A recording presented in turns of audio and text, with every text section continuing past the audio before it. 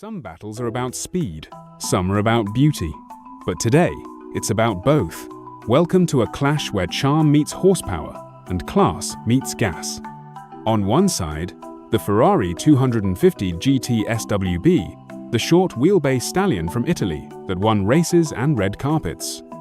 On the other, the Jaguar E-Type, a British bombshell so sexy it should have been banned in conservative countries.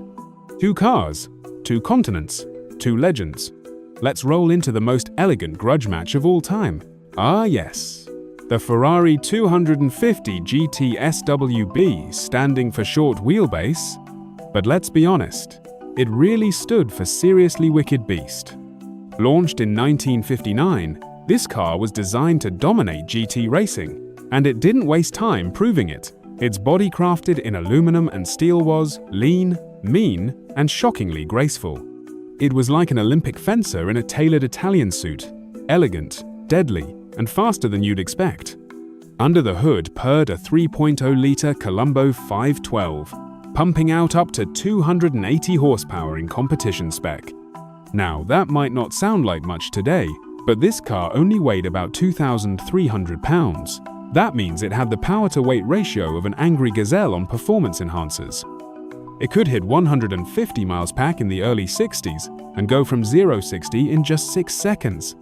That was borderline warp speed in an era where most cars took longer to reach 60 than your grandma took to knit a scarf. But here's the kicker. This wasn't just a racer, it was a work of art. The curves were sculpted, the chrome was tasteful, and the interior smelled like a boutique leather store in Milan. It was driven by legends like Sterling Moss and Phil Hill, and it dominated the Tour de France automobile like it owned the place. You didn't just drive a 250 GT SWB, you arrived in it, and people noticed. Even if it leaked oil and tried to kill you in the rain, you forgave it. Because it was Ferrari perfection balanced, powerful, and ridiculously pretty. Now, let's talk about the Jaguar E-Type, or as it's known in Her Majesty's terms, the British Heartbreaker. Released in 1961, the E-Type caused such a stir that even Enzo Ferrari, a man not easily impressed, called it the most beautiful car ever made. That's right, the man behind the Ferrari empire blushed when he saw this thing.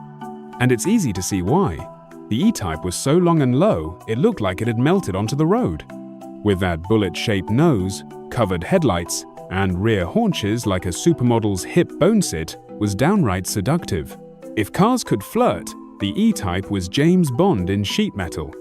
Under that endless bonnet lived a 3.8-litre inline-six, later upgraded to 4.2, pushing out 265 horsepower, enough to hit 150 miles per hour on a good day.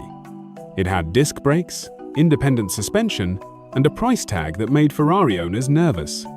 But here's the twist. This was a supercar you could actually afford. The E-Type sold for a fraction of what the Ferrari cost, which meant regular mortals could now own a car that looked like it was designed by a team of angels on a cocktail of espresso and sculpture classes. Sure, it had its British Quirks electrics by Lucas, aka the Prince of Darkness, cooling issues, and a gearbox that felt like stirring a bucket of bolts, but when it worked, it worked. It wasn't just a car, it was a statement.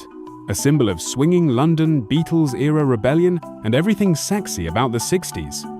It may not have had the motorsport resume of the Ferrari, but when it parked, everyone stared. Even the 250 GT. The Ferrari 250 GT SWB is a racing masterpiece meticulously crafted, blindingly fast, and dangerously beautiful. It's the car you'd take to a track day, a gala, and a museum, and it would fit right in at all three. The Jaguar E-Type? It's the ultimate style icon. A supermodel with an engine. Less pedigree on the racetrack, sure, but more heartthrob in the parking lot. If you're chasing legacy, performance, and engineering poetry, Ferrari takes the flag. But if you want to make strangers smile, win every beauty contest, and still keep some cash for T-Jaguar walks away with the crown. But if we have to crown just one, the Ferrari 250 GT SWB wins, not because it's faster, but because it's legend in motion, a car that defined the peak of its era and hasn't aged a second since. Classic style or curvaceous speed? V12 rumble or inline-6 purr?